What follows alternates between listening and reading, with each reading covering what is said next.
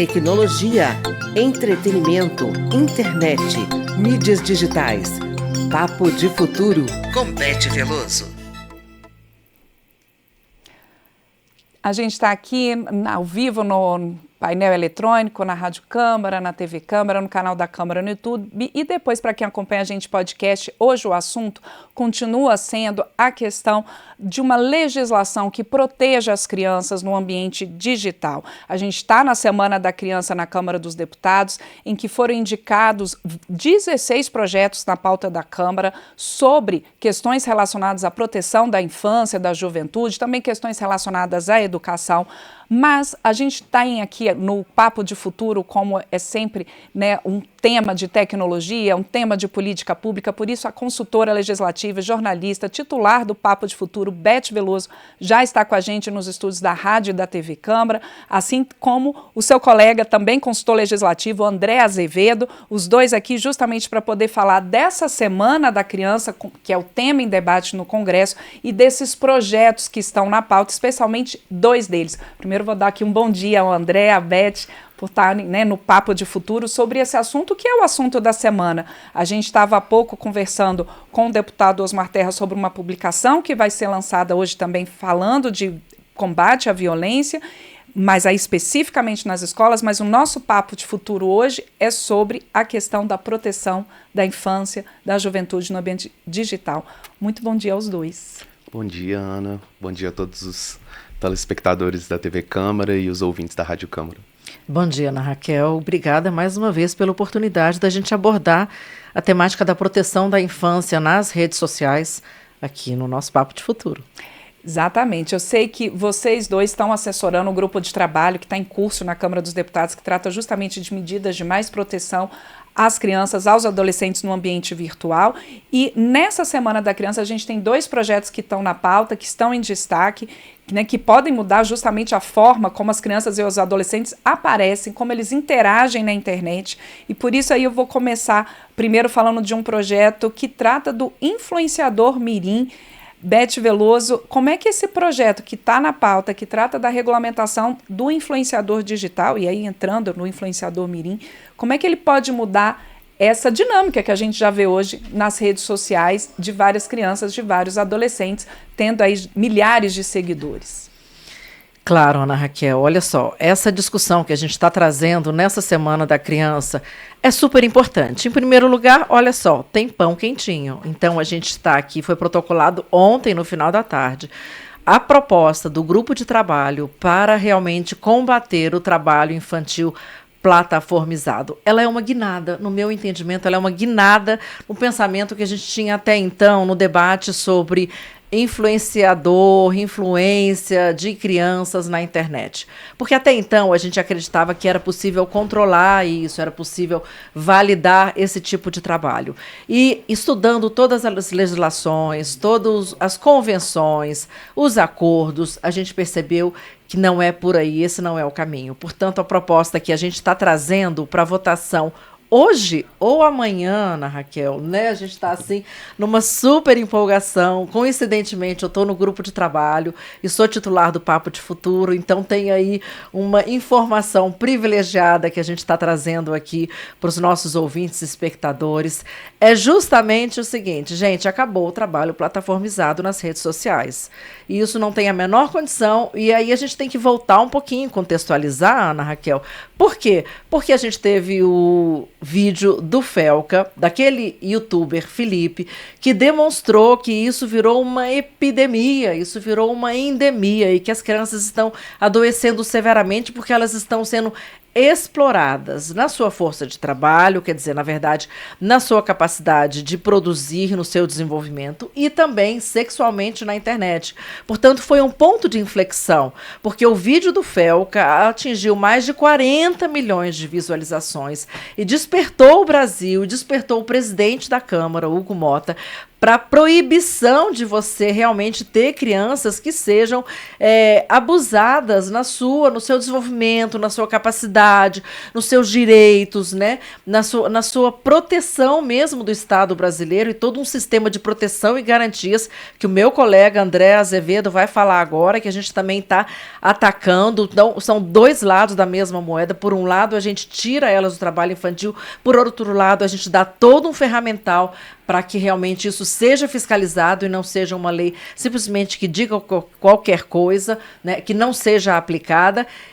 Então, esse é o contexto. Nós não estamos mudando o ECA digital. Atenção, eu acho que esse cuidado da gente colocar aqui, para a gente não gerar animosidade, rivalidade, ou dizer que o Congresso está perdido ou está fazendo um retrabalho, isso é uma complementação. Portanto, eu acho que essa é a proposta da Semana da Criança. É o carro-chefe, porque não entrou no ECA digital. E porque, gente, nós temos 95%, né, das crianças brasileiras já estão na internet.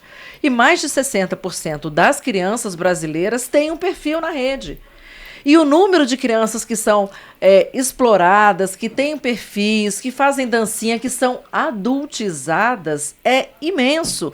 E isso não é uma responsabilidade apenas, embora elas sejam responsáveis, das big techs, das plataformas digitais, mas também é uma responsabilidade muito grande dos pais que acabam vendo nos filhos uma nova maneira de fazer negócio, né? O que a gente não vai admitir. E é interessante, né, antes de passar aqui também para o André, nessa nossa conversa, André, que eu me lembro que teve uma audiência pública mesmo no grupo de trabalho falando dessa questão do influenciador e que os especialistas ouvidos foram contrários à interpretação de que a questão do influenciador mirim é igual ao trabalho na TV, por exemplo, que há ali uma relação com o trabalho artístico e de que hoje existe uma legislação para que a criança, por exemplo, trabalhe numa televisão ou num filme, mas que tem que ter uma autorização judicial e se compara essa questão artística. Mas o do influenciador não necessariamente é um trabalho artístico. E aí fica essa dúvida e a necessidade, e é isso que o plenário pode avançar, né, o plenário da Câmara, a necessidade de regulamentação.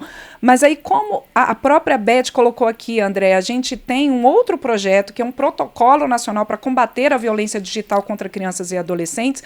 Essa outra proposta que, claro, está dentro de toda essa discussão. Como é que vai ser esse protocolo? Como é que ele vai funcionar? Que tipo de proteção ele vai trazer? Obrigado, Ana, pela pergunta.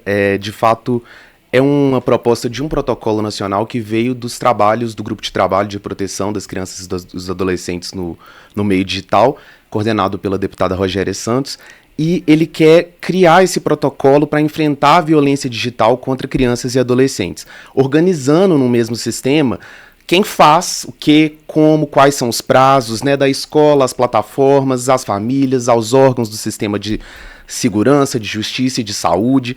Então, como que funciona? Primeiro, na ponta, seria ter um plano de convivência e prevenção com roteiros claros para o cyberbullying, para o aliciamento e para outras violências que acontecem online. Então, as crianças vão passar a ganhar canais acessíveis para denunciar, inclusive nas próprias escolas, e as escolas, por sua vez, vão pactuar fluxos de encaminhamento dessas denúncias com a rede de proteção e mesmo com a autoridade policial, quando necessário. Esse atendimento especializado psicossocial, pericial e policial tem que estar disponível, então, de forma ininterrupta para essas crianças.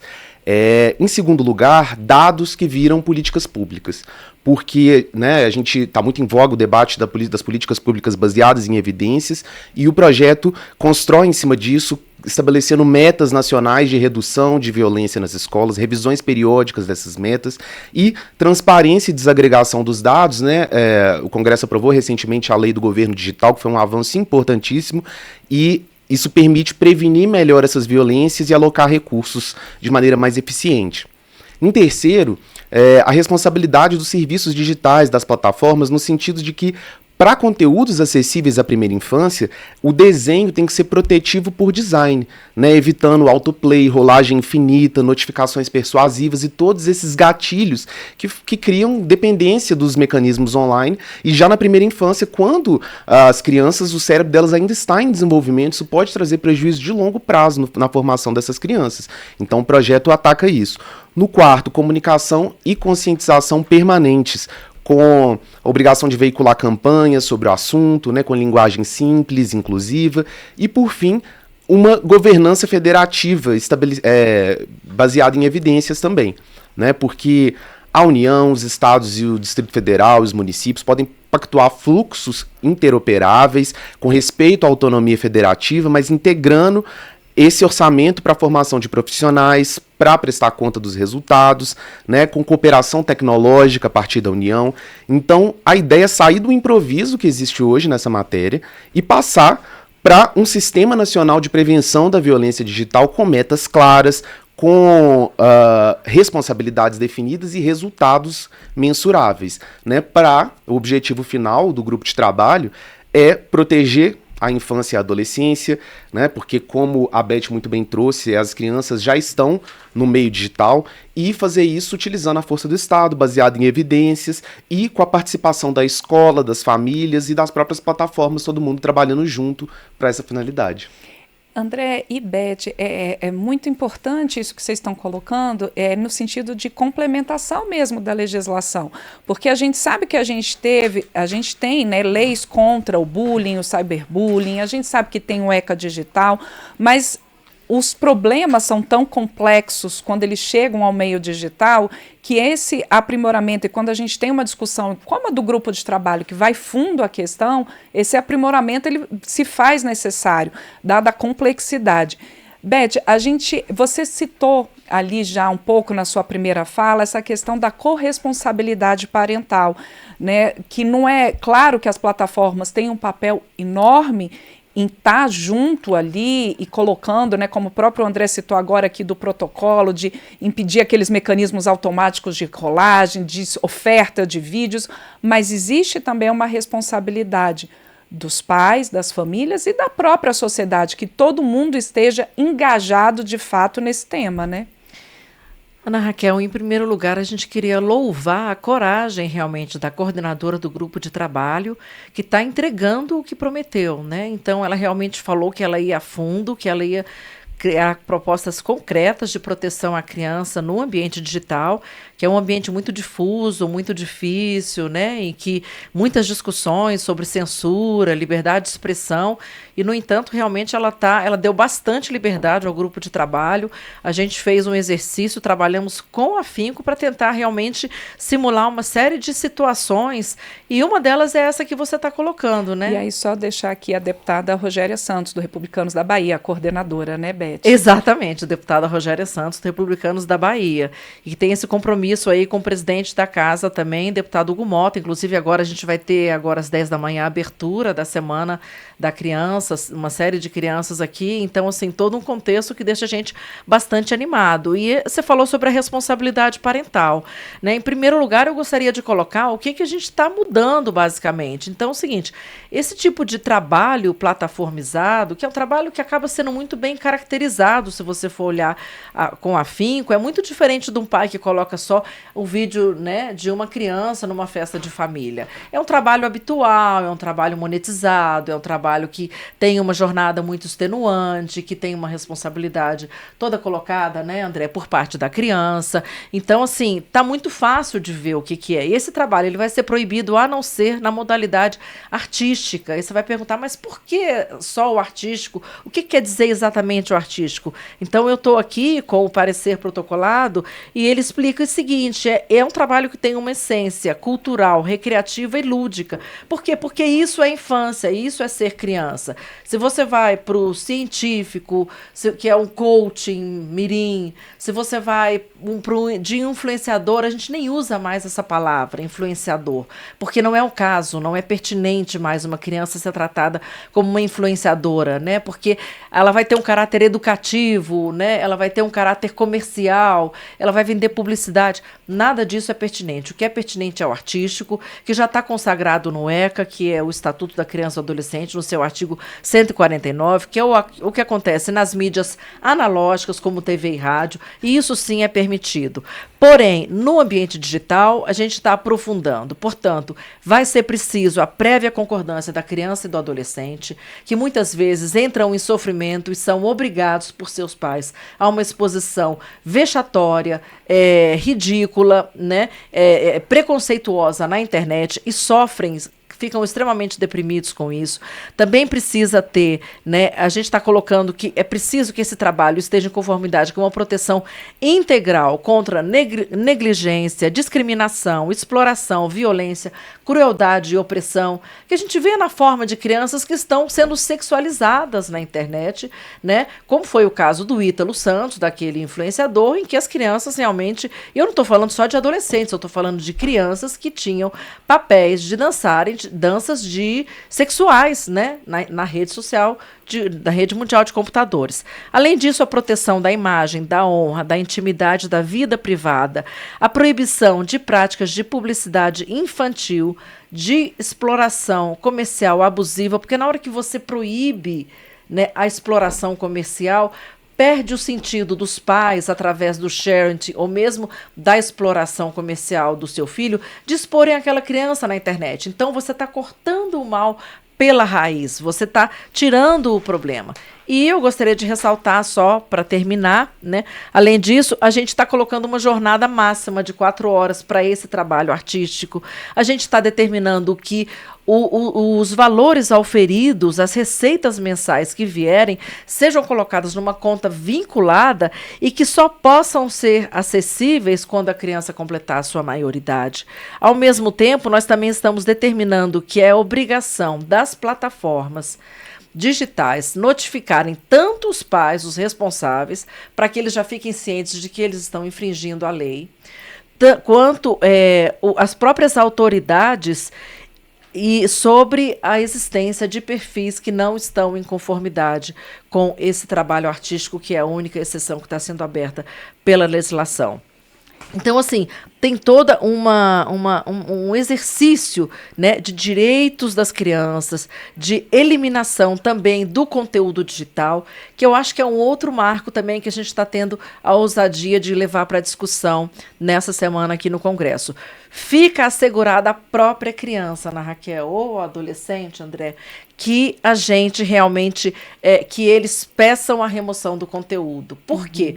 Porque quando essa criança cresce, todo aquele conteúdo que foi feito através dos pais, do sharing, a gente vê crianças até sendo obrigadas, gente, a forçar uma atitude de vômito. Então, assim, parece que os pais muitas vezes se comportam como se eles fossem os donos das crianças. E isso não pode, e a própria criança vai poder pedir a eliminação desse conteúdo que envolva participação, né, de crianças em conteúdos digitais.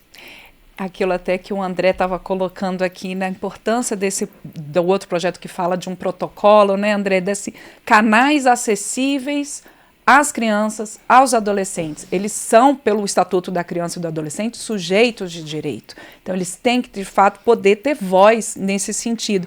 Para a gente poder concluir aqui esse nosso papo de futuro, André, esse projeto, a gente está falando dessa discussão tão importante que chega ao plenário com base no trabalho do grupo, né, que está tratando de mais proteção à infância e adolescente no ambiente virtual. A gente pode falar num sistema de garantias de direitos da infância. Esse é o grande, assim, um dos principais legados desse grupo, de que haja, de fato, com a aprovação dessas propostas, um sistema de garantias de direitos? Exatamente. O grupo de trabalho, coordenado pela deputada Rogéria Santos, ele propôs fortalecer esse sistema de garantias de direitos, tirando, no caso de violências praticadas no ambiente digital, tirando o improviso da equação. Né? Então, seria colocar todos os atores, o Ministério Público, conselhos tutelares, escolas, saúde, assistência social, segurança pública, justiça, para atuarem de forma coordenada com protocolos de ação, com canais de denúncia acessíveis e com obrigações claras para cada um deles. Né? Então, antes do incidente na ponta, as escolas e redes públicas municipais, estaduais, passam a ter planos de convivência e prevenção, campanhas contínuas, formação de profissionais. As plataformas, como eu mencionei, têm que adotar esse design protetivo por padrão das crianças e medidas ativas de mitigação de risco. Durante o incidente, a criança precisa ter canais seguros, né, e adequados à sua idade para denunciar, na medida da sua autonomia progressiva. Né, a escola tem que acionar esses fluxos pactuados com o Conselho Tutelar, Ministério Público e com a Polícia e com o Judiciário, quando necessário, e a necessidade de atendimento especializado e ininterrupto com prazos definidos. Né? E depois do incidente, o ideal é que esse caso não se perca, e é isso que o projeto propõe, o texto propõe. Né? Que existam encaminhamentos obrigatórios, atendimentos com prazos definidos, para que esses dados se convertam, né, em feedback e alimentem o sistema para corrigir rotas, para melhorar os percursos. Né? Então, todos esses escolas com prevenção e acolhimento vão ter atuação, os conselhos tutelares com medidas protetivas imediatas e articulação com a rede, o Ministério Público e Defensoria priorizando esses casos de tutela coletiva e de responsabilização, né? A segurança pública e a justiça com a investigação, medidas cautelares e proteção, saúde e assistência social com inclusive apoio às famílias e cuidado continuado, e as plataformas também com canais de denúncia, de reporte, né? De rapidez na remoção e na mitigação desses conteúdos, de proteção por padrão para a primeira infância e de transparência. E União, Estados e Municípios pactuando fluxos interoperáveis, né, e financiando e monitorando essas metas. Isso é um avanço institucional e federativo porque conecta lei, política pública e prevenção, né? Com metas e indicadores, essa interoperabilidade que eu mencionei, transparência de dados, campanhas permanentes e financiamento e capacitação das ações. Então, de modo geral, o fortalecimento desse sistema de garantias de direitos implica um movimento de sair do caso a caso, de sair do improviso e de estabelecer uma rota comum, uma rota mensurável, planos de ação em que as crianças e adolescentes possam estar protegidos também no ambiente digital, que não pode ser uma terra sem lei.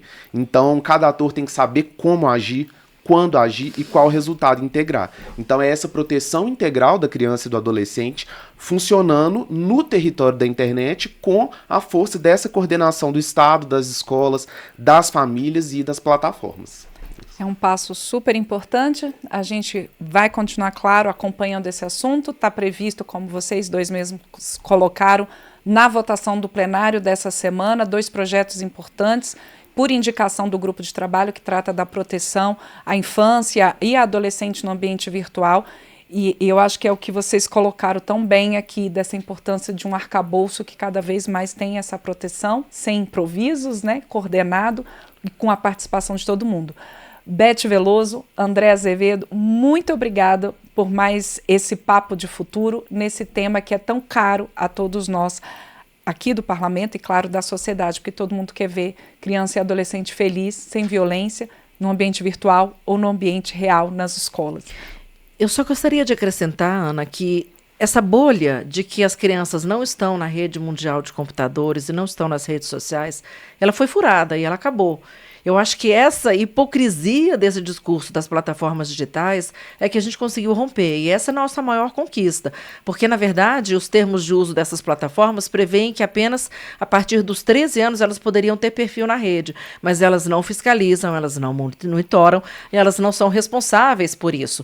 E o ECA Digital prevê a remoção do conteúdo a partir de denúncias rapidamente pelas plataformas, e elas estão sujeitas a multas. Então, se o espaço é delas, se elas são editoras desse espaço, se elas são responsáveis por esse canal de comunicação, elas precisam responder, inclusive penalmente, civilmente, criminalmente, se for o caso. Então, eu acho que esse é o grande salto que a gente está dando. Nós estamos dando visibilidade para que as redes sociais não sejam mais, como disse André Azevedo, uma terra sem lei. E pela primeira vez, os projetos estão mostrando que as crianças são sujeitas do seu direito e que elas têm voz e que elas são vistas, inclusive elas foram ouvidas como adolescentes e tal, nas nossas próprias audiências. Elas tiveram direito de antena, de microfone. É isso, Ana Raquel. É isso aí. Mais um Papo de Futuro, fica sempre o convite, você que quer participar aqui, mandar sua sugestão, o Papo de Futuro, toda terça-feira, aqui ao vivo, no painel eletrônico, na Rádio Câmara, na TV Câmara e no canal da Câmara no YouTube. Depois também ele fica em podcast, tanto no canal da Câmara no YouTube, quanto para os principais tocadores de podcast. Beth Veloso, muito obrigada. André Azevedo, muito obrigada e parabéns pelo trabalho nesse suporte aí a mais proteção às crianças e os adolescentes no ambiente virtual.